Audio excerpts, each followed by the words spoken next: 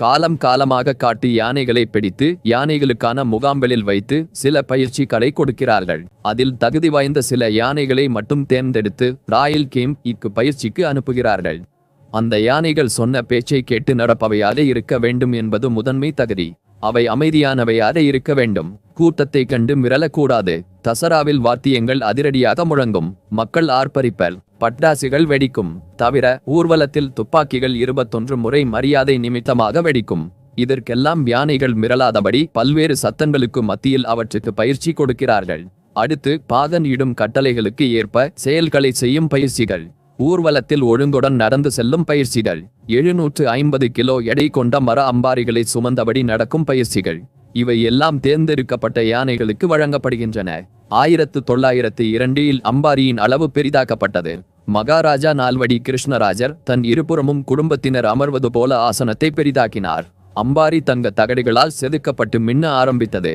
அதன் எடையும் அதிகமானது. சுமார் 750 கிலோ. அதை சுமக்கும் யானையே ஊர்வலத்தின் தலைமை யானை. அந்த தலைமை யானையானது மற்ற யானைகளை விட உயரம் கூடுதலாக இருக்க வேண்டும். எடை கூடுதலாகவும் கம்பீரமாகவும் இருக்க வேண்டும். அவ்வளவு பெரிய அம்பாரியை சுமப்பதற்கேற்ப அதன் தோள்கள் அகலமாக இருக்க வேண்டும்.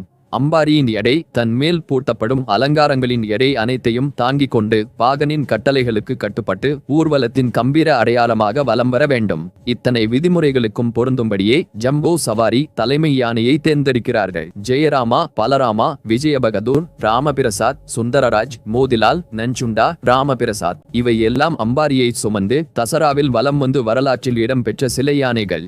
ஐராவதம் யானைக்கு கூடுதல் சிறப்பு உண்டு. அது அம்பாரி யானையாக வலம் வந்ததுடன் தீ எலி பெண் பாய் திரைப்படத்திலும் நடித்திருக்கிறது. கன்னட சூப்பர் ஸ்டார் ராஜ்குமாருடன் ராஜேந்திரா அம்பாரி யானையும் கந்தாதா குடி திரைப்படத்தில் நடித்திருக்கிறது. 18 முறை அம்பாரியை சுமந்த துரோனா யானை பீஸ்வார்ட் ஆஃப் திப்பு சுல்தான் தொலைக்காட்சி தொடரில் நடித்திருக்கிறது. 10.5 அடி உயரமும் சுமார் 7000 கிலோ எடையும் கொண்ட மிக கம்பீரமான பெலிகிரி யானைக்கு தனித்துவமான பெருமை உண்டு. மைசூர் மகாராஜாவை கடைசியாக அம்பாரியில் சுமந்தது அதுதான். 2020 முதல் அபிமன்யு யானை அம்பாரியை சுமந்து வலம் வருகிறது. அதற்கு முன்பு பொறுப்பில் இருந்த யானை அர்ஜுனா 1990களில் அம்பாரி யானையாக தேர்ந்தெடுக்கப்படும் வாய்ப்புடன் இருந்தது. குளிக்க சென்ற இடத்தில் பகதூர் யானையின் பாகன் கீழே விழுந்து விபத்தில் இறந்துவிட அதுக்கு அர்ஜுனாவை காரணம் என்று குற்றம் சுமத்தப்பட்டது. கொலைப்பழி கொண்ட அர்ஜுனாவை தசரா ஊர்வலத்திலிருந்து ஒதுக்கி வைத்து விட்டார்கள். பின்பு பலராமா யானை தேர்ந்தெடுக்கப்பட்டு அது தொடர்ந்து 13 ஆண்டுகள் அம்பாரியை சுமந்தது. 2011இல் பலராமா கண் பார்வை குறைபாடு காரணமாக ஓய்வு பெற்றது. அம்பாரியை சுமக்க வேறு சரியான யானை இல்லை.